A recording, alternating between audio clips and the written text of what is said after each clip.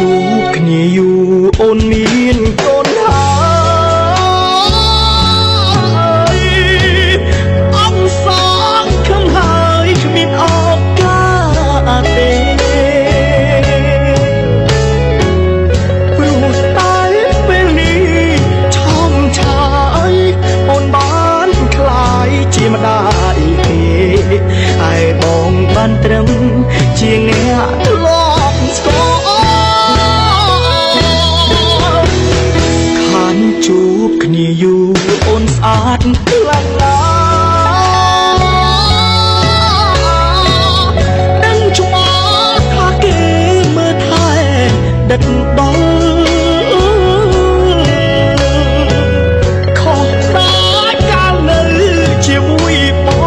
ងស្នេហ៍ស្នងជួបតែទុកអំពលថ្ងៃនេះនិមលអូនផុតទុកហើយសូភ័យមង្គល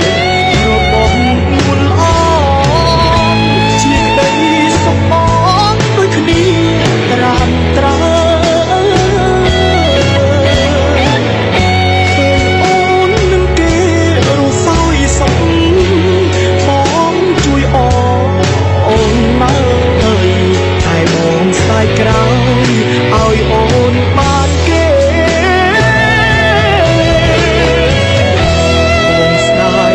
បងស្ដាយលូ